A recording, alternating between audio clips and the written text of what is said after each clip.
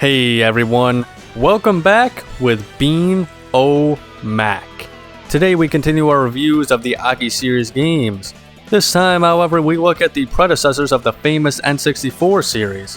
AKI was once called the Man Breeze and created two wrestling games on the PlayStation before they made their name on Nintendo's consoles. The first one we're looking at is WCW vs. The World that was released exclusively for the PSX on September 19th, 1996. Time to look at the team's humble beginnings.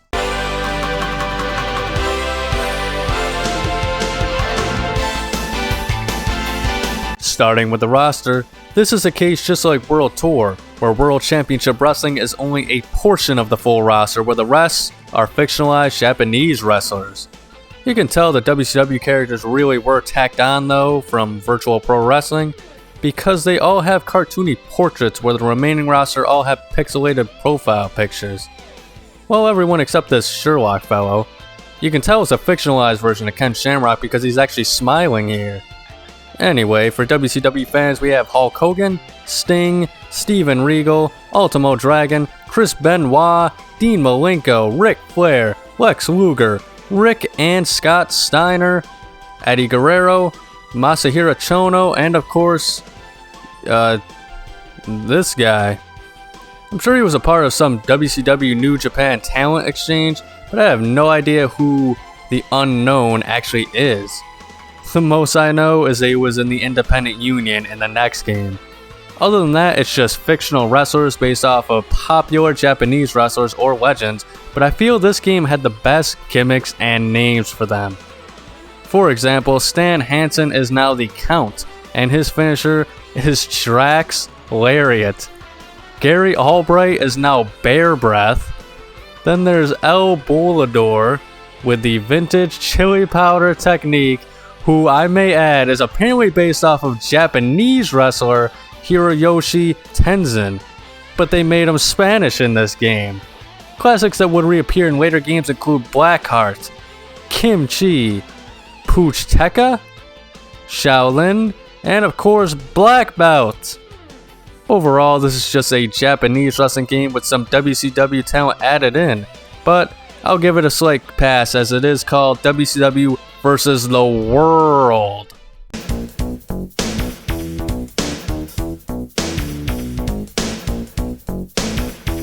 Now, unlike previous entries, the gameplay here is totally different. They didn't unleash the legendary AKI Corporation grapple system yet. That system was essentially based around the N64 controller, but let's check out what was possible on the PS1. First, tap X to strike, hold it down for a medium strike, R2 unleashes a strong strike, square blocks and counters moves, triangle to run, and when you press X, to clothesline. Circle is the grapple button and Irish whip button as well. Hold the circle button down for a few seconds for a stronger grapple. Spirit meters are here making their debut and mostly follow the same as later entries. Reminds me more of WCW Mayhem though. You have to keep landing successful moves to build up to a finisher, but it feels like it's constantly fighting you on the way to a finisher, as it'll slowly go down during the match and after moves. When you have a special, you can hold down the circle button until your arms raise for specials. That's mostly it. You can press X by a corner to do a high risk move and throw them into the corner to do a grapple off the top rope by pressing circle. A lot of these controls, as you can tell later, would be used in the Ukes game SmackDown.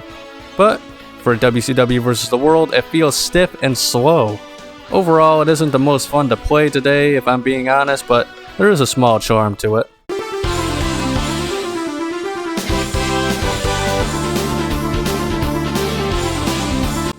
The graphics are the first thing you'll likely notice in this game.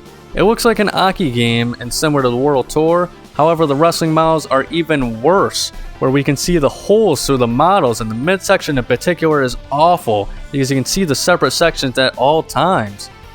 Clipping issues and arms hanging off the models in these games have always been an issue, but the series made up for it with its awesome gameplay. WCW vs. The World, in my opinion, doesn't get this slack as it's not nearly as good as future titles. There are 6 promotions in this game, each with their own arenas. They all have boom mats on the outside, and the ring itself is all that really matters. I think the Independent Union is my favorite in this one, again, despite it not standing out as much as it does in the next title. The opening consists of clips of World Championship Wrestling hot action from the time, with sound effects piped in to give the moves a bigger impact, I guess. Pretty cool for its time, and the benefit of the PlayStation being able to play full motion videos where the N64 could not. The menus are pretty basic, with the game logo blurred in the background, while you can select options that are highlighted in orange blocks. Finally, the music isn't bad, being the original title in the series to feature the high energy rock tracks that always have sounded more like fighting game tunes more than anything to me. Not bad, and the main menu theme itself is my favorite, and is one of the best tracks in a wrestling game I've ever heard. Sadly though, the songs in this game never loop, they just stop before playing again on repeat. Well, not the best presentation, but it's fine for a first time outing.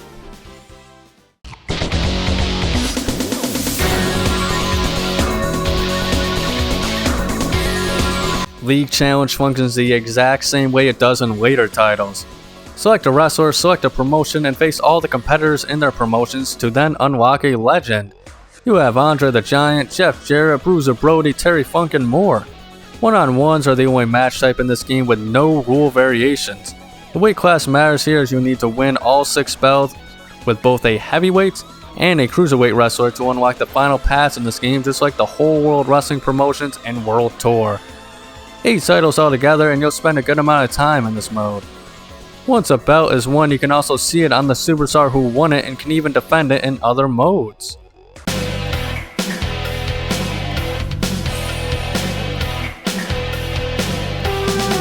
This mode is similar to League Challenge. You fight 7 opponents that the computer picks, and you fight them 7 in a row in one-on-one matches, and if you make it to the end, you win a belt that you can then defend at your own leisure. That's about it.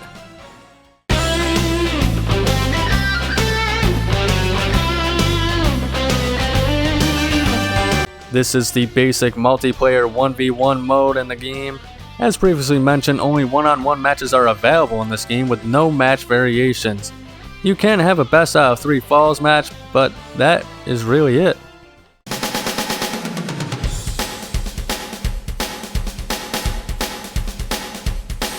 Elimination mode is the same mode seen later on in the AKI games. You may know it as a series in Virtual Pro Wrestling 2 or WCW vs NWO and World Tour, up to 5 individuals on a team. Choose anyone you'd like for each team, and then battle it out in singles competition. You have 2 options this time, however. You can do the classic single rule elimination until one team is left standing, or you can have a league style where all competitors face each other and the highest scoring team with the most points wins. Not too shabby for the time, and honestly you could spend hours in this mode back in the day, I'm sure.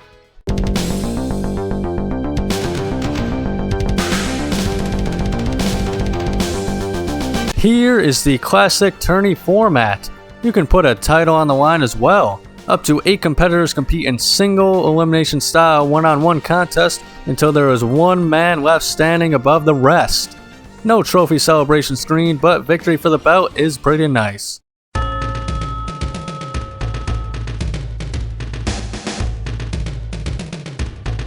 The last tournament style mode. Pick up to 8 wrestlers and have them battle each other for points. 2 points for a win, 1 point for each on a draw, and 0 points for a loser.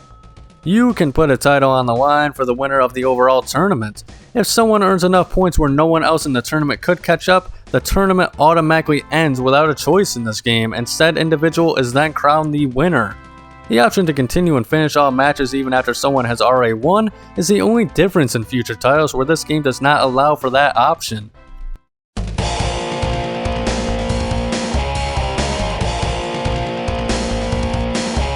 The final mode in this game is the double title mode. You need 2 human players with 2 memory cards that both hold saved belts on them. You each bet a title and the winner takes home both championships. A pretty awesome idea, but I'd be pissed if I was the one to lose my championship. They don't have actual records associated with them, but it's still the best we had at this time, so losing those potential memories could have been devastating for a young me at the time. Also, you have to wonder if the victor would have been a sore winner and not given you a rightful rematch. But that's the risk you run with this mode, if you have the option to play this anyway.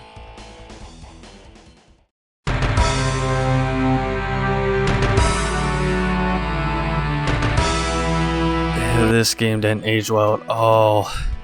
I've heard some have some great memories with this game, including myself, but there's a reason why it isn't talked about much nowadays. Its dated graphics go horribly with its lackluster gameplay. Is it the worst wrestling game? No. Not even the worst on the PlayStation. But if you are an AKI fan, there isn't any reason to play this, as not even the gameplay is the same. The only value it has for most is to look back on it and admire the journey the team would make from here. If you are a fan, I'm sorry, but I actually went into this one having pleasant memories and expected it to hold up much better myself, but if I'm being honest, in my humble opinion, this game scores a 4 out of 10 for me. Let me know what y'all think down below. I don't intend on reviewing its sister game, the original Virtual Pro Wrestling on PS1, because they are virtually identical, just different rosters. If you guys really want to see that video though, this video would have to get at least 100 likes, so remember to like and subscribe and comment your opinions on this game. Remember to ring the bell to be notified of AKI content every single Sunday, and remember to have a nice day.